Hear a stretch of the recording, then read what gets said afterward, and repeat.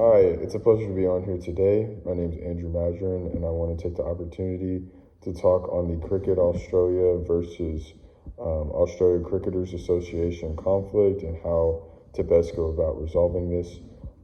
Before we get into it, I want to talk on the conflict itself. So the issue at hand has to do with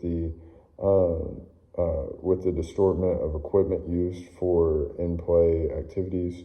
More specifically, there was a ball a player had taken and put tape over that had effect on the way the ball can be used and in play, and this caused a lot of issues between the two groups on their perspectives of what took place.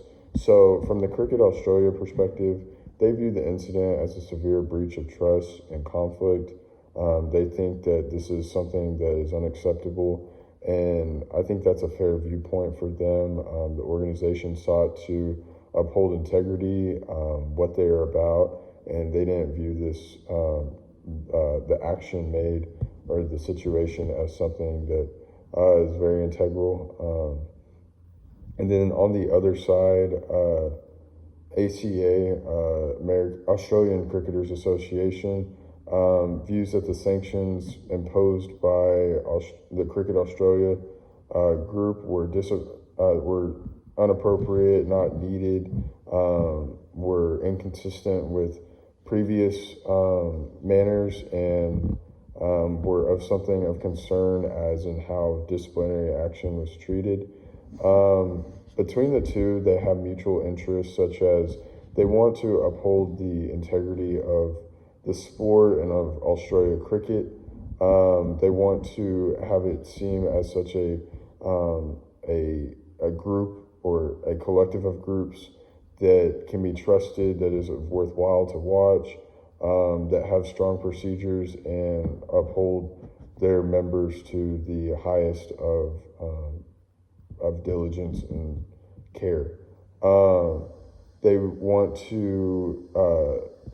to push trust and show that they are a trustworthy organization, and allow their skill level to increase to greater play, and to allow competition to be at its foremost competitiveness.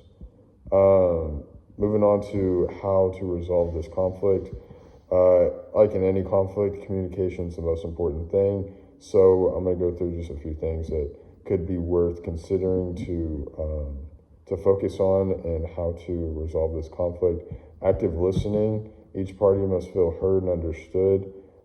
They must feel as if their points are being taken into consideration, and that the things that they are seeking are mutually being met on common ground is being made, and they're ultimately coming to resolve. They're not staying in their negative feelings towards each other. They're looking to better the situation, and that's something you need from both sides. Reframing. You don't want to look at, well, they're right, they're wrong. You take down those labels and you look at the situation itself. How can I do better? How can I be selfless in this? And it's just at the end of the day, look for joint problem solving possibilities. Where can I help the other side out, and how can they help me out? Vice versa. That's how you're ultimately going to come to a resolve of conflict, is if both sides are seeking the best interest of the common situation. So moving on to a proposed, how it would be best gone about bargaining this situation.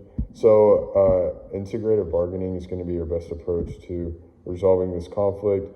This approach focuses on both sides coming out feeling like work was done. It's a win-win outcome. This allows not one side to feel like they were more having to change their feelings and the way they're going about the situation. It allows both sides to feel like work was done and they were cared for. And I think that's important to allow the relationship itself to be in its best ground. So the key barriers and factors to manage, the emotional baggage and public scrutiny. Obviously, there's a lot of opinions on situations. That's something we see in the world itself.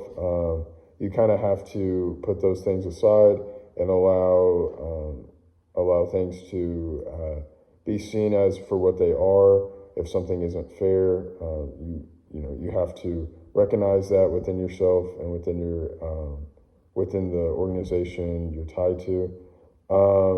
You don't want a power imbalance. You want both sides that are groups of power to feel as if there's equality. You want to make sure that as things continue, that other people aren't looking out for the negatives, looking towards not resolving the conflict. They want everyone to be involved, to be looking to come to a quick and fair closing agreement.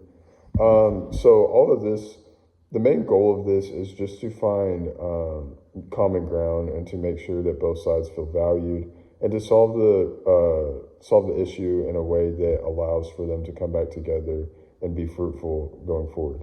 Thank you.